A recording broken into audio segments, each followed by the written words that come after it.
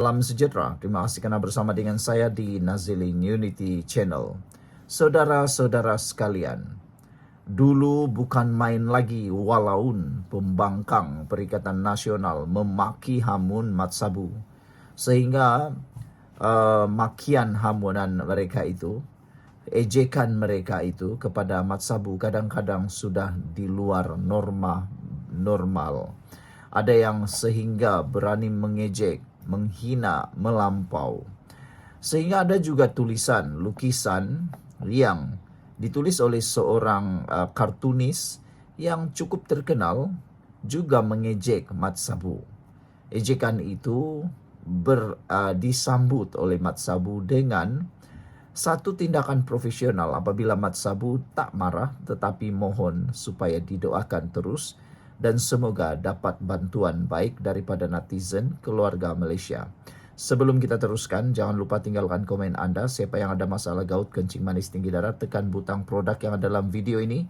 Saya kongsikan kepada anda produk yang terbaik, murah dan berkesan. Ramai orang sudah menggunakannya, ramai memberikan keterangan ataupun testimoni yang luar biasa. Jadi beli sekarang sebab sekarang ini harganya cukup murah dengan promosi raya dan juga stoknya sangat terhad. Cepat beli, sediakan payung sebelum hujan. Sekarang, mari kita lihat laporan. Sekarang mereka duk puji Abang Mat Sabu. Bila naik harga, mereka maki balik. Wah, Menteri Pertanian dan Keterjaminan Makanan Datuk Seri Muhammad Sabu mengambil maklum mengenai harga telur yang kini dijual pada harga yang sangat murah. Beliau berseluruh mengatakan hari ini beliau dipuji, tetapi jika harga makanan naik, beliau akan dimaki balik. Telur sekarang ini agak murah dan orang semua duk tulis dalam sosial media. Duk puji Bang Mat lah. Puji sat, puji sekejap, kot. Esok jadi apa? Harga naik kena maki terus balik, ujarnya berhas sahaja dalam satu klip video yang dikongsikan di TikTok. Saudara-saudara sekalian, hari ini Harapan Daily melaporkan harga telur di pasar raya jatuh mendadak menjelang Hari Raya Aidilfitri beberapa hari lagi. Orang ramai berkongsi di media sosial harga terkini bekalan itu yang jatuh sekitar RM5.99 untuk sepapan telur grade C berbanding harga asal RM11.40. Ada beberapa tempat menawarkan harga RM2.99 untuk sepapan telur grade D. Ion Mall Ipoh, Kelebang, menerusi pasar raya yang turut menawarkan harga runtuh untuk sepapan telur grade B. Ia dijual pada harga RM8.50 berbanding RM12 sebelum ini. Wow. Inilah yang dikatakan kejayaan demi kejayaan. Ini yang dikatakan proses. Tapi biasalah, walaupun pembangkang tak suka dengan proses, mereka suka kalau harga terus runtuh begitu saja. Tapi kita harus membenci dan memberikan kredit kepada Abang Mat Sabu ataupun Mat Sabu kerana kesabaran beliau mengurus takbir semua berkait dengan pertanian dan keterjaminan makanan. Semuanya berjalan lancar, bahkan akhirnya terbukti perancangan demi perancangan kini berjaya. Semoga walaupun berhenti dan mengurangkan kejian dan juga maki hamun balik kepada Mat Sabu selepas ini. Kita jumpa lagi. Bye-bye. Salam sejahtera. Terima kasih kerana bersama dengan saya di Nazilin Unity Channel. Adakah dengan pendedahan ini Samsuri akan dipertanggungjawabkan dan seterusnya akan dipecat oleh PAS?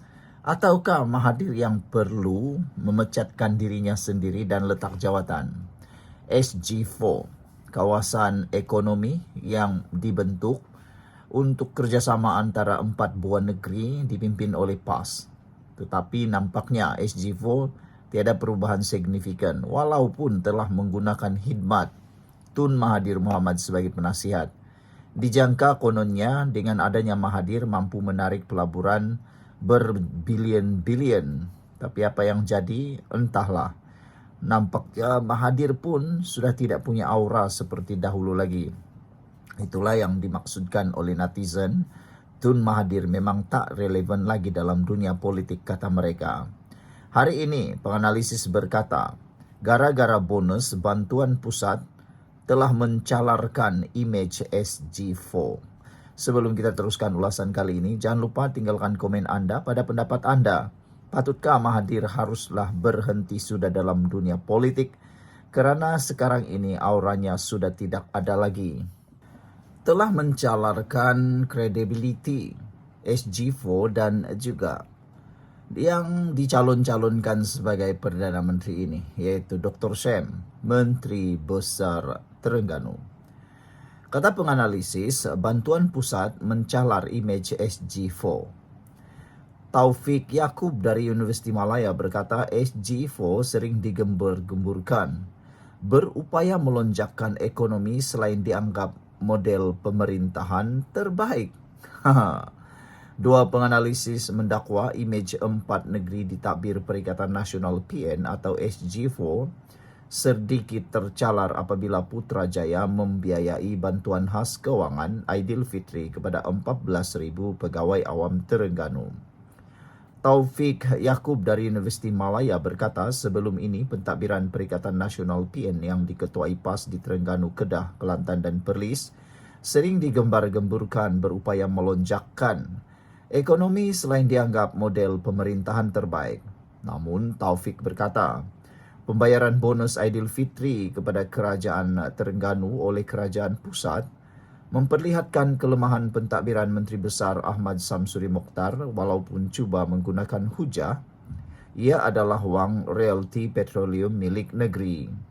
Samsuri bukan calang-calang latar belakangnya dan digembar-gemburkan sebagai bakal calon Perdana Menteri daripada PAS. Negeri lain yang tidak bergantung kepada hasil petroleum pun masih mampu memberi sagu hati perayaan kepada kaki tangan. Mereka perlu mengubah corak pentadbiran supaya lebih berkesan selepas ini, katanya kepada FMT, mempersoalkan peranan GLC Terengganu menyumbang hasil kepada negeri itu untuk disalurkan semula kepada warganya. Taufik berkata, anak syarikat kerajaan negeri seharusnya mampu memberi hasil kepada kerajaan negeri dan menjadi sumber kewangan kepada pentadbirannya. Tetapi kenapa keuntungan GLC tidak boleh membantu dalam hal ini? Jika guna alasan bonus raya itu, duit royalti pun negeri sepatutnya mempunyai kekuatan kewangan daripada pelbagai sumber lain juga dan simpanan untuk pelbagai perbelanjaan masa depan. Kemarin, Exco Terengganu Azman Ibrahim menafikan dakwaan kelemahan pengurusan kewangan negeri itu sehingga Putrajaya perlu membayar bonus penjawat awam kerajaan terbabit. Beliau turut menegaskan pentadbiran Samsuri bukan bergantung sepenuhnya kepada royalti hasil minyak untuk membayarnya, sebaliknya hanya menuntut hak kerajaan negeri. Sementara itu, Fellow Majlis Profesor Negara Azmi Hassan yang senada dengan Taufik turut membangkitkan sama ada wujud kelemahan dalam pengurusan pentadbiran Terengganu atau kekurangan strategi oleh negeri SG4 untuk menambah pendapatan.